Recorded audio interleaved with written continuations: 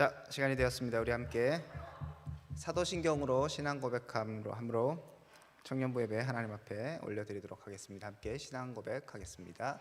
전능하사 천지를 만드신 하나님 아버지를 내가 믿사오며 그 외아들 우리 주 예수 그리스도를 믿사오니 이는 성령으로 잉태하사 동정녀 마리아에게 나시고 본디오 빌라도에게 고난을 받으사 십자가에 못 박혀 죽으시고 장사한 지 사흘 만에 죽은 자 가운데서 다시 살아나시며 하늘에 오르사 전능하신 하나님 우편에 앉아 계시다가 저리로서 산 자와 죽은 자를 심판하러 오시리라. 성령을 믿사오며 거룩한 공예와 성도가 서로 교통하는 것과 죄를 사하여 주는 것과 몸이 다시 사는 것과 영원히 사는 것을 믿사옵나이다. 아멘. 자, 오늘 함께 볼 말씀 마태복음 15장 1절에서 20절입니다. 마태복음 15장 1절에서 20절. 제가 읽도록 하겠습니다. 15장 1절입니다. 그때에 바리새인과 서기관들이 예루살렘으로부터 예수께 나와 이르되 당신의 제자들이 어찌하여 장로들의 전통을 범하나이까? 떡 먹을 때 손을 씻지 아니하나이다. 대답하여 이르시되 너희는 어찌하여 너희 전통으로 하나님의 계명을 범하느냐? 하나님이 이르셨으되 내 부모를 공경하라 하시고 또 아버지나 어머니를 비방하는 자는 반드시 죽임을 당하리라 하셨거늘 너희는 이르되 누구든지 아버지에게나 어머니에게 말하기를 내가 드려 유익하게 할 것이 하나님께 드림이 되었다고 하기만 하면 그 부모를 공경할 것이 없다 하여 너희 전통으로 하나님의 말씀을 폐하는도다. 외식하는 자들아 이사야가 너희에 관하여 잘 예언하였도다. 일렀을 때 이 백성 입술로는 나를 공경하되 마음은 내게서 멀도다. 사람의 계명으로 교훈을 삼아 가르치니 나를 헛되이 경배하는도다 하였느니라 하시고 무리를 불러 이르시되 듣고 깨달으라. 입으로 들어가는 것이 사람을 더럽게 하는 것이 아니라 입에서 나오는 그것이 사람을 더럽게 하는 것이니라. 이에 제자들이 나와 이르되 바리새인들이 이 말씀을 듣고 걸림이 된 줄 아시나이까? 예수께서 대답하여 이르시되 심은 것마다 내 하늘 아버지께서 심으시지 않는 것은 뽑힐 것이니 그냥 두라. 그들은 맹인이 되어 맹인을 인도하는 자로다. 만일 맹인이 맹인을 인도하면 둘이 다 구덩이에 빠지리라 하시니 베드로가 대답하여 이르되 이 비유를 우리에게 설명하여 주옵소서. 예수께서 이르시되 너희도 아직까지 깨달음이 없느냐?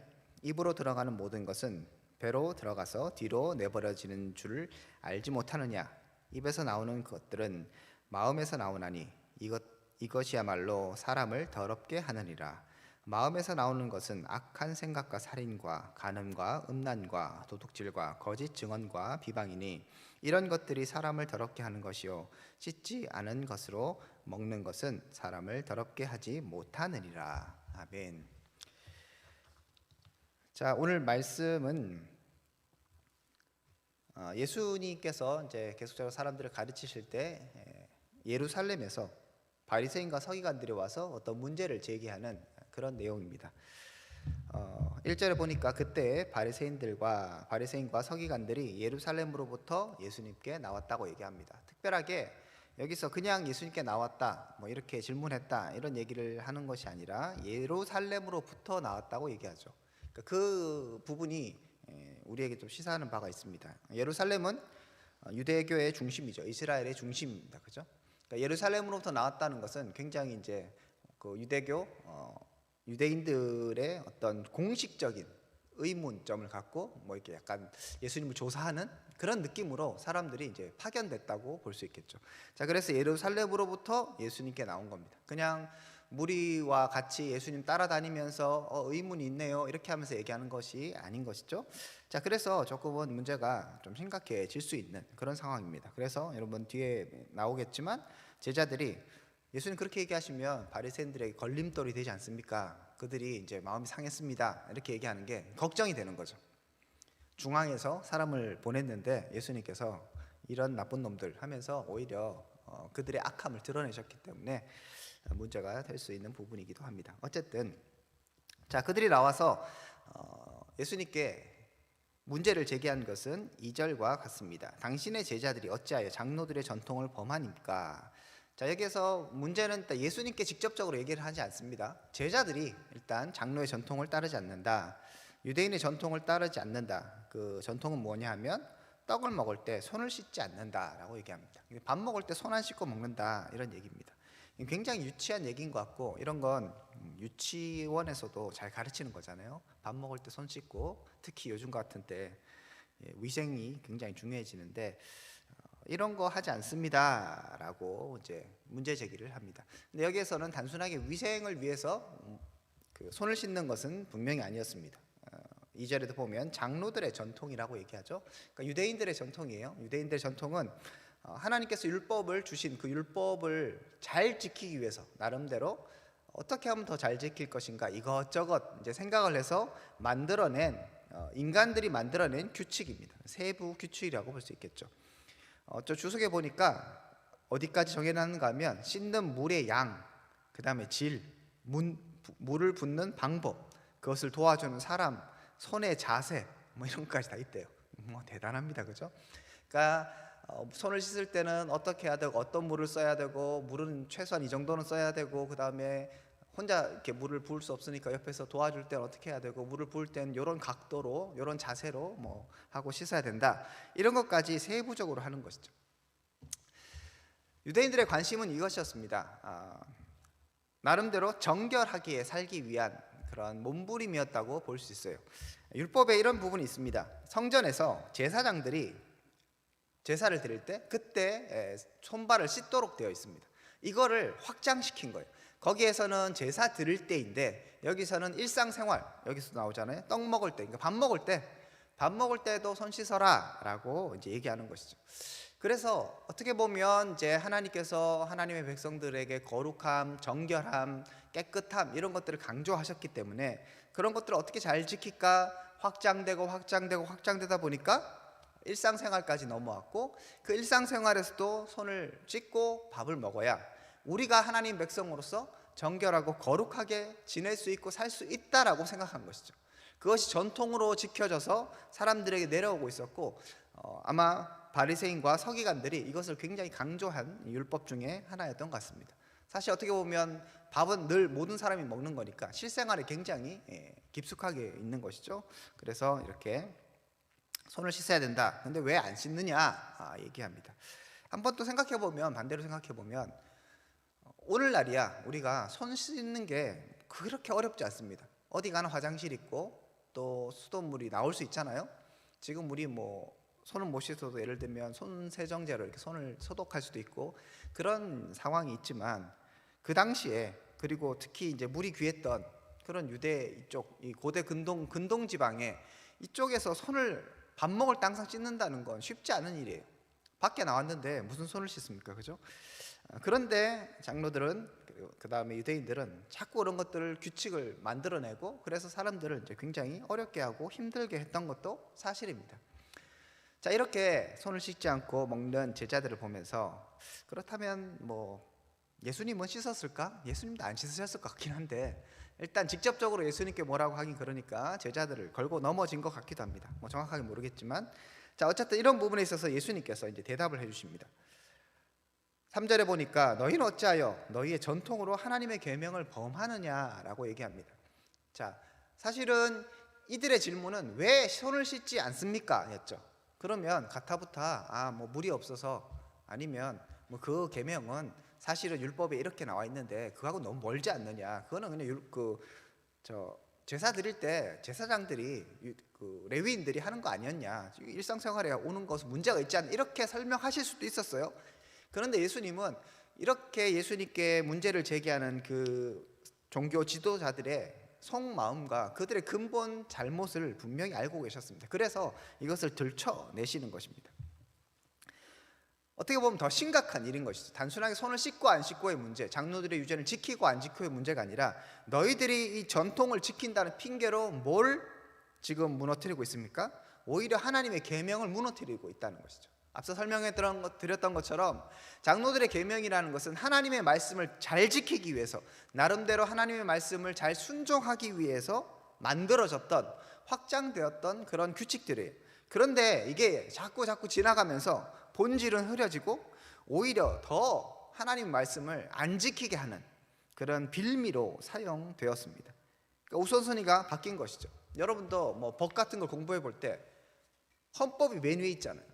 그죠? 헌법이 메인에 있고 그 다음에 밑에 것들은 헌법에 따르게 돼 있는 거죠. 그런데 이게 이제 바뀐 거예요. 시행령이 헌법보다 위에 있어서 이제는 시행령을 지키려고 헌법을 안 지켜도 된다 이렇게 되는 것과 같은 겁니다. 헌법을 잘 지키려고 그럼 어떻게 지킬까? 세부적인 것들을 이제 법으로 만들어 놨는데 이게 주객이 전도되고 그 다음에 원래 의미들을 상실했다고 볼 수 있습니다. 자, 예수님께서 그러면서 예를 하나 드십니다. 4절에 보니까 내 부모를 공경하라 하시고 또 아버지나 어머니를 비방하는 자는 반드시 죽일 것이다 라고 성경에 율법에 되어 있는데, 너희는 5절에 보니 누구든지 아버지에게나 어머니에게나 말하기를 내가 드려 유익하게 할 것이 하나님께 드림이 되었다고 하기만 하면 그 부모를 공경할 것이 없다.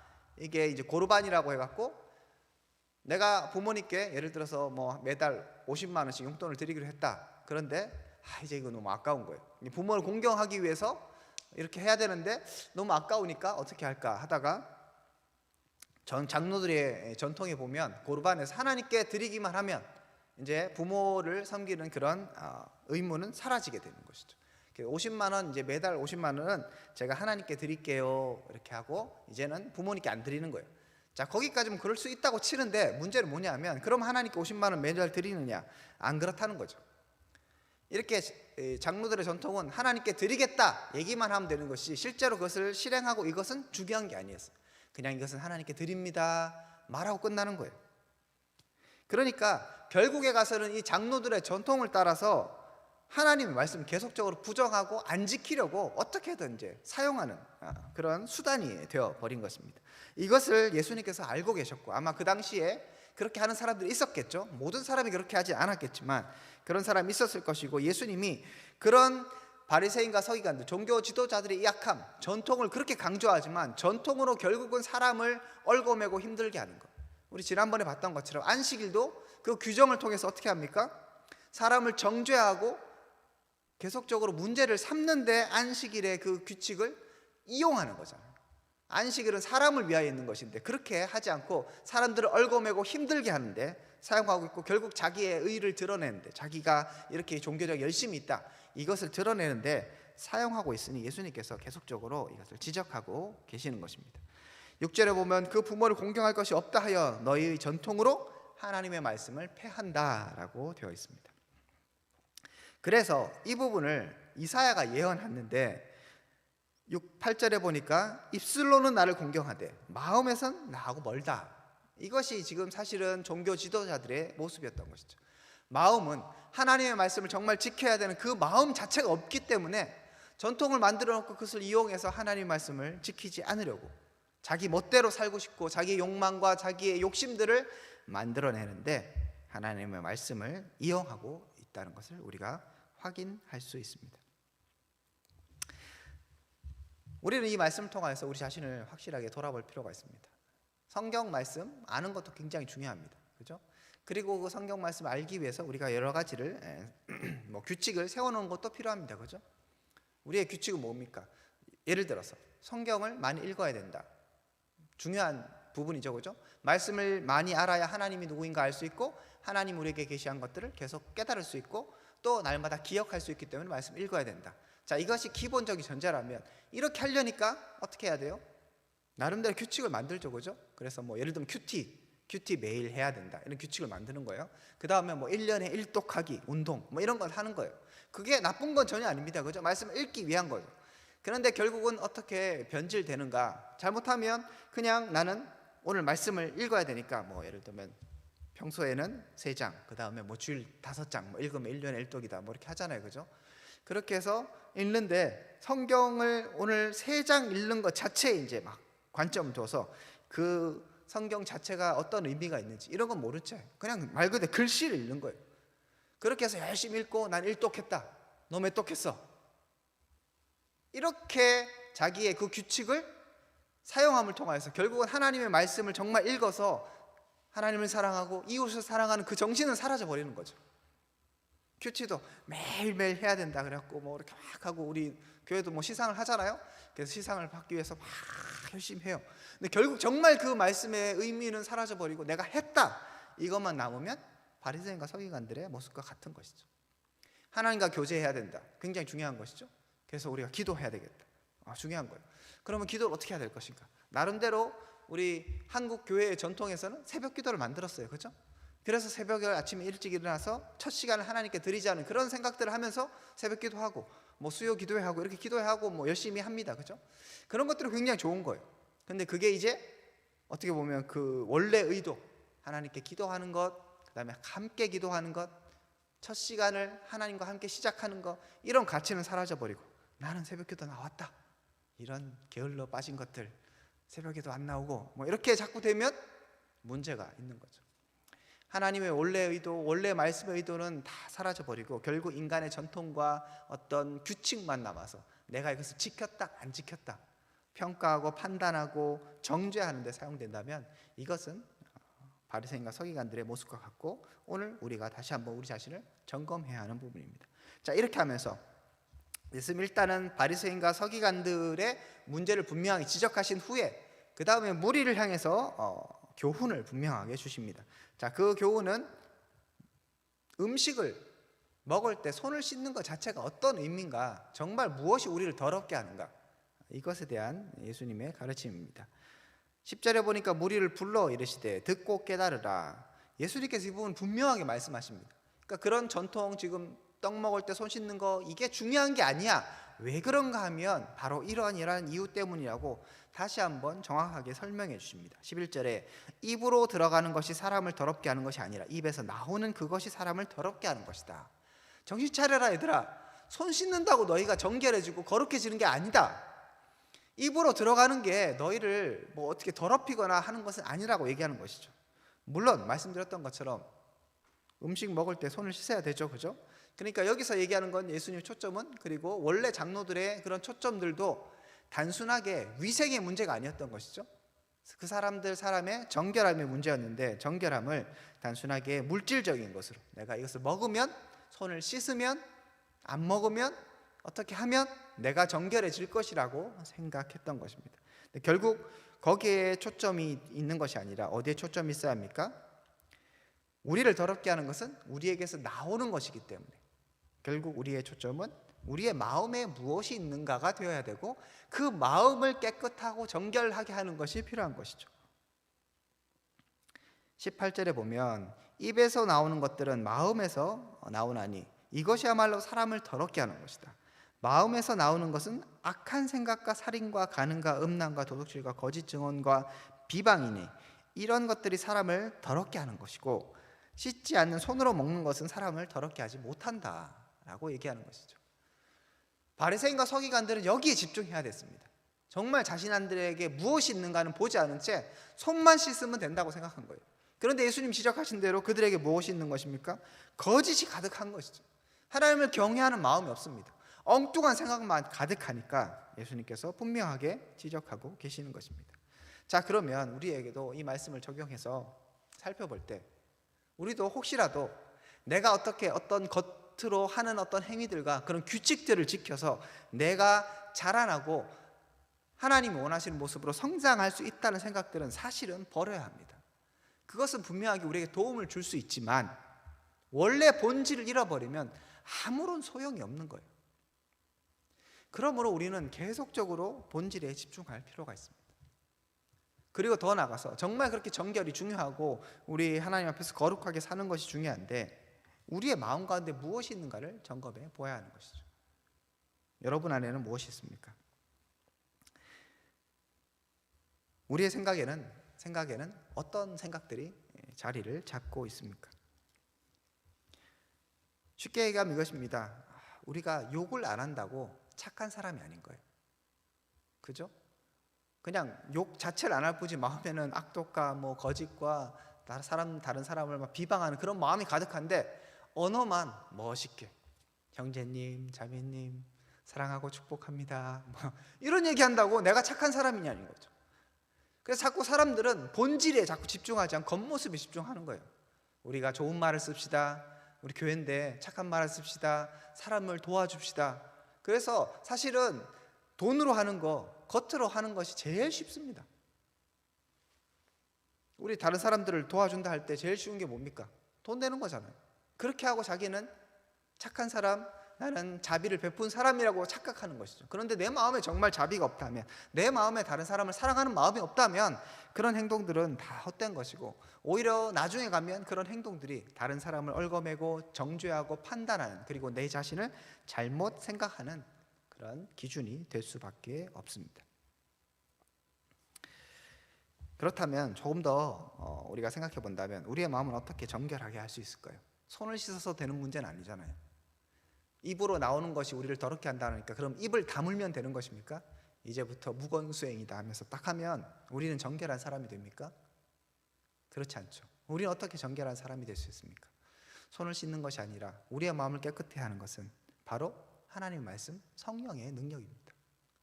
내 마음에 하나님으로 채우지 않으면, 내 속에서 나오는 것은 다 더러운 것이라 그랬잖아요. 결국 하나님으로부터 오는, 하늘로부터 오는 하나님의 능력과 그 은혜가 아니면 우리의 마음은 깨끗해질 수 없는 것이죠. 그러므로 우리는 다시 한번 하나님 앞에 서야 합니다. 이것이 본질인 것이죠. 그 하나님 앞에 서기 위해서 예를 들면 예배에 열심히 나온다든지 이런 행위들을 할 수 있지만, 근본적으로 우리를 깨끗게 하는 것은 주님의 은혜입니다. 손을 열심히 씻어도, 손세정제를 열심히 뿌려도 우리는 정결해질 수 없습니다. 우리가 아무리 종교적 생활과 규칙들을 지켜나간다고 해서 우리가 하나님의 자녀로 온전히 세워지는 것은 아닙니다. 그것이 항상 그 결과를 보장할 수 없는 것이죠. 저는 그러므로 여러분에게 도전합니다. 다시 본질로 돌아갑시다. 주님께서 말씀하셨던 것처럼 너희가 입술로는 나를 공경하되 마음에서는 멀다. 말이 중요한 것이 아니라 겉으로 나오는 그런 모습이 아니라 정말 우리의 마음은 어디에 있는가 생각해 보고, 그리고 하나님, 내 마음을 주장하여 주십시오. 우리가 오늘도 예배를 드리고 여러분들이 또 열심히 뒤에 모임도 하고 하지만 다시 한번 점검해야 되는 것이죠. 내가 그것을 왜 하고, 나는 어디에 초점이 있는가, 나는 하나님을 경외하는 그 마음이 있는가, 나는 다른 사람을 사랑하는 그 마음이 있는가. 그리고 예전에 그런 마음이 있었겠죠. 우리가 자꾸 그런데 겉모습에 집착하다 보면 그 마음들이 자꾸 사라질 수 있습니다. 왜냐하면 우리 속에는 거룩한 것이 원래 없기 때문이죠. 날마다 공급함을 받아야 하는 것입니다. 날마다 주님께서 나를 새롭게 해주셔야 되는 것이죠. 이 예배 시간이 그냥 오늘 이런 내용을 알았구나, 이사야는 이렇게 돼 있네, 그거 그냥 알고 가는 것이 아니라 다시 한번 하나님이 내 마음을 정결케 하시고 하나님이 나를 새롭게 하시는 그 시간이 될 수 있기를 축복합니다. 여러분의 작지만 그리고 짧지만 모든 그런 경건의 시간들이 하나님께 집중하는 시간이 되었으면 좋겠어요. 내가 이거 까먹었네, 오늘 성경 봐야 되는데, 오늘 기도 안 하고 잤네, 이렇게 그냥 할 거 안 할 거가 아니라 그것을 할 때 짧은 시간이지만 내가 정말 하나님께 집중했는가, 아니면 행위에 집중했는가, 우리 자신을 점검해 봐야 합니다. 이 마지막 시대를 살아가면서 우리가 본질에 집중하지 않으면 정말 많은 것들로 인하여서 넘어지기 쉬운 세상입니다. 그리고 우리는 그렇게 악한 모습으로 이 땅 가운데 태어났습니다. 그러므로 더욱더 주님의 은혜를 구하며 다시 한번 본질, 우리의 마음, 내 속에 무엇, 이것으로 우리의 눈길을, 우리의 생각을 돌려서 다시 한번 정말 주님 앞에서 정결한 자로, 거룩한 자로, 하나님을 사랑하는 자로, 입술로만이 아니라 마음으로 주님을 찬양하고 경배하는 저와 여러분 될 수 있기를 주님의 이름으로 축복드립니다. 함께 기도하겠습니다. 하나님 감사합니다. 우리가 우리 자신을 다시 한번 돌아보며 겉모습, 물질적인 것, 겉의 것에 우리가 신경 쓰는 것이 아니라 우리의 마음이 어디로 향해 있는지, 우리의 마음이 하나님을 더욱더 사랑하는가 점검하고 우리가 더욱더 하나님 원하시는 모습으로 성숙해 갈 수 있도록 다시 본질로 돌아갈 수 있는 지혜와 힘과 용기를 허락하여 주시옵소서. 이제는 주 예수 그리스도의 하나님의 사랑과 성령님의 교통하심이 다시 한번 하나님 앞에 온전한 그리스도인으로서 신실하게 서기로 결단하는 믿음의 백성들 가운데 지금부터 영원토록 함께 있을지어다. 아멘.